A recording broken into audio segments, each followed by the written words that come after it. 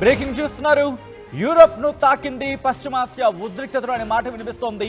Denmark రాజధాని కోపెన్ హాగన్ లో 2 bomb పేలుళ్లు సంభవించాయి. కోపెన్ హాగన్ లోని ఇజ్రాయెల్ ఎంబసీ సమీపంలో ఈ పేలుళ్లు జరిగాయి.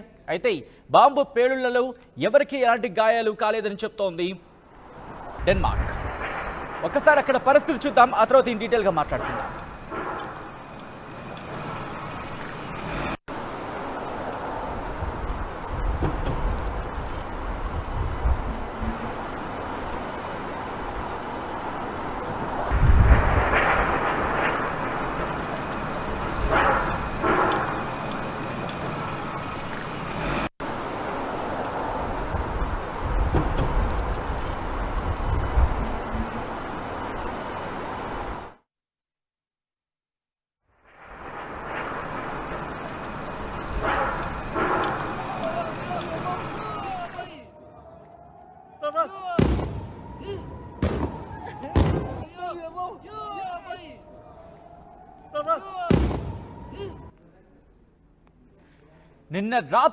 నిన్న రాత్రి భారత కాలమాన ప్రకారం నిన్న రాత్రి ఎటువంటి వాతావరణం జరిగిందో మీరు చూశారు. 3వ ప్రపంచ యుద్ధానికి నాంది పలికిందా ఇరాన్ అంటే అటువంటి మాట వినిపిస్తోంది. ఇరాన్ ఇటు బాంబుల వర్షం, మిసైళ్ల వర్షాన్ని కురిపించింది. ఈ నేపథ్యంలో ఎటువంటి ఉద్రిక్త వాతావరణం చోటు చేసుకుందో మనం చూసాం. అయితే ఇప్పుడు యూరప్ను తాకిందా? పశ్చిమాసియాలో ఉద్రిక్త వాతావరణానికి సంబంధించి అంటే కనుక ప్రస్తుతానికైతే మాత్రం అనుమానాలు మాత్రమే మొదలయ్యాయి. మరీ ముఖ్యంగా ఇజ్రాయెల్ ఎంబసీకి సంబంధించి ఆ సమీపంలో పేలుళ్లు సంభవించడంతో ప్రస్తుతం ఉద్రిక్త వాతావరణం నెలకొంది. డెన్మార్క్లో పేలుళ్లు కారణం వెనకాల ఎవరై ఉండొచ్చు, ఎవరి హస్తం ఉంది, ఆ పేలుళ్ల వెనకాల ఎవరు కీలక పాత్ర పోషించారనేది ఇప్పుడు ఆసక్తికరంగా మారింది. ఇజ్రాయెల్కి సంబంధించి ఎంబసీతో పాటు మరికొన్ని కూడా అక్కడే ఉన్నట్టుగా తెలుస్తోంది. ఒక యూనిట్గా అవన్నీ అక్కడ ఉన్నట్టుగా తెలుస్తోంది. సో ఈ నేపథ్యంలో పూర్తిగా ఆ ప్లేస్ని కార్డన్ ఆఫ్ చేశారు. ఎవరిని కూడా అటువైపుగా అనుమతించట్లేదు. ప్రస్తుతం ఇజ్రాయెల్ అలాగే ఇరాన్ ఎంబసీలకు సంబంధించి ఆయా దేశాల దగ్గర పూర్తిగా కట్టుదిట్టమైన భద్రతా ఏర్పాట్లు చేయడం జరుగుతోంది. ఇటు టెల్ అవీవ్, జెరూసలేంలలో విధ్వంసం జరిగింది అంటూ కూడా కొన్ని కథనాలు బయటకు వస్తున్నాయి. విమానాశ్రయాలను మూసేశారు, సైరన్ల మోతం మోగింది. దాంతోపాటు బంకర్ల దిశగా జనం పరుగులు పెట్టిన పరిస్థితి. నిన్న ఇరాన్ ఎప్పుడైతే విరుచుకుపడిందో మిసైళ్ల వర్షం, గంటల వ్యవధిలోని దాదాపు 400 మిసైళ్లతో దాడికి దిగింది. ఈ నేపథ్యంలో ఐరన్ డోమ్ వ్యవస్థతో పాటు మరికొన్ని అధునాతన క్షిపణులని ప్రయోగించాల్సి వచ్చింది ఇజ్రాయెల్ అనే మాట వినిపిస్తోంది. ఎందుకంటే వాటిని గాల్లోనే, గగనతలంలోనే, ఎందుకంటే ఆ డిస్టెన్స్ ఉంటుంది. ఆ డిస్టెన్స్ ప్రకారం, ఆ దూరం ప్రకారం వాటిని గాల్లోనే పేల్చాల్సి ఉంటుంది. సో అటువంటి నేపథ్యంలో ప్రస్తుతం ఆ సెగ ఇటు యూరప్ను తాకిందనే ప్రశ్నలు ఇప్పుడు వినిపిస్తున్నాయి. విజువల్స్ మీరు చూస్తున్నారు. డెన్మార్క్లో పేలుళ్లకు సంభవించి, అవును, డెన్మార్క్లో పేలుళ్లు సంభవించాయి. దానికి సంబంధించిన విజువల్స్ మీరు చూస్తున్నారు.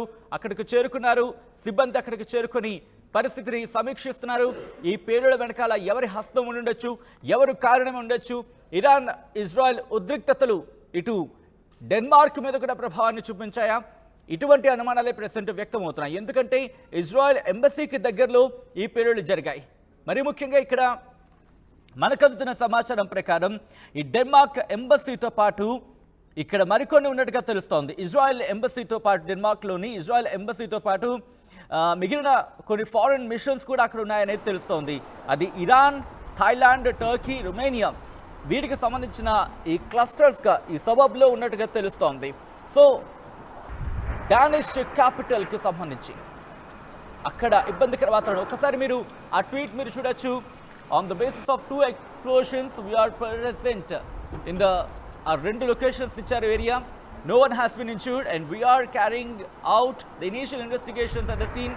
A possible connection to the Israeli embassy located in the area is being investigated. అంటూ కూడా మీరు చూడొచ్చు. అంటే అక్కడ జరిగిన 2 పేలుళ్లకు సంబంధించి పూర్తిగా we are present in the 2 areas. మీరు చూస్తే కనుక స్టాండ్ గ్రేవర్స్, అలాగే బహుశా అది కాస్త ఆ 2 ఏరియాస్కి సంబంధించి మనం చూడొచ్చు. అయితే ఎవరు గాయపడలేదు. ప్రస్తుతం ఇన్వెస్టిగేషన్ జరుగుతోంది. ఆ ఘటనా ప్రదేశంలో మేము చేరుకున్నాం. అక్కడ పూర్తిగా పరిస్థితిని సమీక్షిస్తున్నాం. ఇజ్రాయెల్ ఎంబసీకి సంబంధించి దగ్గరలో ఈ possible connection to the Israel embassy, అంటే ఇజ్రాయెల్ ఎంబసీతో సంబంధాలుగా ఉండే అవకాశం ఉంది ఈ ప్రాంతంలో అంటూ కూడా అయితే ఇన్వెస్టిగేషన్ జరుగుతోంది, విచారణ చేపడుతున్నామంటూ కూడా ఇటు డెన్మార్క్ పోలీసులు చెప్పుకొచ్చిన విజువల్స్ మీరు చూస్తున్నారు. అక్కడ ఆ ప్రదేశాన్ని అటుగా ఎవరిని వెళ్ళనివ్వటం లేదు.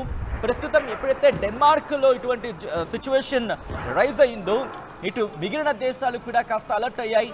ఇరాన్ ఇజ్రాయెల్ పశ్చిమాసియాలో ఉద్రిక్తతల నేపథ్యంలో ఇరాన్ ఇజ్రాయెల్ ఎంబసీల దగ్గర భద్రతను మరింత కట్టుదిట్టం చేశాయి. పేలుళ్ల వెనకాల ఎవరి హస్తం ఉండుండొచ్చు అనే అంశానికి సంబంధించి మాత్రం ప్రస్తుతం విచారణ జరుగుతోంది. విచారణలో ఆ విషయాలు వెలుగులోకి వచ్చిన తర్వాత ఇది ఎటువంటి ఉద్రిక్తతకు దారితీయొచ్చు అనే అంశానికి సంబంధించి ఇప్పుడు తీరుగా చాలా జోరుగా చర్చ జరుగుతోంది. ఎందుకంటే హమాస్తో యుద్ధానికి దిగింది మొదట ఇజ్రాయెల్, హమాస్ వర్సెస్ ఇజ్రాయెల్గా మారింది. ఆ తర్వాత పరిస్థితి మనం చూసాం. హమాస్ నుంచి ఇజ్రాయెల్తో పాటు ఇటు లెబనాన్లోని హెజ్బుల్లా అలాగే హౌతీ రెబెల్స్ యెమెన్ నుంచి వీళ్ళిద్దరూ కూడా దాడులు వేగవంతం చేశారు. సదరన్ లెబనాన్ అయితే దక్షిణ లెబనాన్ నుంచి హెజ్బుల్లా దాడులు చేస్తే గాజాకి సంబంధించి హమాస్ దాడి చేస్తుంటే ఇజ్రాయెల్ మీద హౌతీ రెబెల్స్ కూడా దాడిని వేగవంతం చేశారు.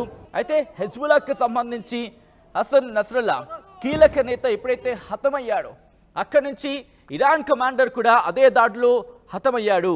ఇదే అంశాన్ని ఇరాన్ కూడా ప్రకటించింది. తమ కీలక నేత హతమైన నేపథ్యంలోనే దీనికి ఎలాగైనా సమాధానం చెప్తాం, దీనికి సంబంధించి పూర్తిగా మేము విచారణ చేపట్టిన తర్వాత దీని బాధ్యుల్ని కఠినంగా శిక్షిస్తామన్న తరహాలో ఇరాన్ కూడా స్టేట్మెంట్ ఇచ్చింది. తమ కమాండర్ జనరల్ అబ్బాస్ ఇన్ఫాక్ట్ అదే ఆ రోజు దాడుల్లోనే ఆయన కూడా మరణించడం జరిగింది హసన్ నస్రల్లాకి సంబంధించి హతమైన నేపథ్యంలో. సో ఇప్పుడు ఆ ఇంపాక్ట్ ఇజ్రాయెల్కి సంబంధించి ఇజ్రాయెల్ వర్సెస్ ఇరాన్గా మారింది. అయితే ఇజ్రాయెల్ మాత్రం ఒకటే చెబుతోంది, ప్రస్తుతానికి దాడులు ఆగినట్టు కనిపిస్తున్నాయి, కానీ జరిగే అవకాశం ఉందా అనే అంశానికి సంబంధించి మాత్రం క్వశ్చన్ మార్క్స్ కంటిన్యూ అవుతున్నాయి. ఎందుకంటే నిన్న అర్ధరాత్రి దాదాపు 100 నుంచి 400 మిసైళ్లను ప్రయోగించింది. ఐరన్ డోమ్ వ్యవస్థతో పాటు మిగిలిన వ్యవస్థలన్నింటినీ కూడా వాళ్ళు ఆన్ చేయాల్సి వచ్చింది. మరి ముఖ్యంగా గాల్లోని ఆ క్షిపణుని పేల్చేసేందుకు కావచ్చు, గాల్లోని గగనతలంలోని వాటిని నియంత్రించేందుకు మరికొన్ని క్షిపణులను కూడా ఇజ్రాయెల్ ప్రయోగించిందనే మాట వినిపిస్తుందంటే అర్థం చేసుకోవచ్చు ఏ స్థాయిలో రాత్రి యుద్ధం జరుగుంటుంది అనేది. అయితే ఆ ఇంపాక్ట్ ఇప్పుడు యూరోప్ మీద పడిందా? ఎందుకంటే మీరు అబ్జర్వ్ చేస్తుంటే ఇటు రష్యా వర్సెస్ యుక్రెయిన్ పరిస్థితుల నేపథ్యంలో అటు ఆ ఇంపాక్ట్ ఇటు యూరోప్ మీద తీవ్రమైన ప్రభావాన్ని చూపించింది. మరి ముఖ్యంగా గ్యాస్ విషయంలో యూరప్ తీవ్రమైన ఇబ్బందిని ఎదుర్కొంది. ఆ తర్వాత పరిస్థితులు మనం చూసాం. సో ఇప్పుడు ఏం చేయబోతోంది యూరప్కి సంబంధించి? మరి ముఖ్యంగా డెన్మార్క్లో ఈరోజు పేలుళ్లు జరిగాయి. ఈ పేలుళ్లకు ఎవరు కారణం? కోపెన్హాగన్లో జరిగిన ఈ పేలుళ్లకు సంబంధించి దీని వెనకాల ఎవరే ఉంటారనే అంశానికి సంబంధించి పూర్తిగా దర్యాప్తు చేస్తోంది అక్కడ పోలీసు శాఖ. విచారణలో విస్తుపోయే అంశాలు వెలుగులోకి వస్తే కనుక మరి ముఖ్యంగా ఇజ్రాయెల్ కావచ్చు, ఇరాన్ ఇజ్రాయెల్కి సంబంధించి ఈ కనెక్షన్లో ఇష్యూ కనుక బయటకు వస్తే ఇది ప్రపంచానికి సంబంధించి ఎటువంటి ఇష్యూని టర్న్అవుట్ చేయబోతుంది అనేది ఇప్పుడు ఆసక్తికరంగా మారింది. రే ఇన్నరా మాంగళ్య షాపింగ్ మాల్ లా ఏం కొన్నా స్పాట్ గిఫ్ట్ ఇస్తుర్రంట రండిగా. మాంగళ్య షాపింగ్ మాల్ లో దసరా స్పాట్ గిఫ్ట్ పక్కా. ప్రతి 1000 రూపాయల కొనుగోలుపై ఖచ్చితమైన స్పాట్ గిఫ్ట్. ఈ ఆఫర్ అక్టోబర్ 1 నుంచి 11 వరకు మాత్రమే. మాంగళ్య షాపింగ్ మాల్ తెలంగాణ. రే ఇన్నరా మాంగళ్య షాపింగ్ మాల్ లా ఏం కొన్నా స్పాట్ గిఫ్ట్ ఇస్తుర్రంట రండిగా.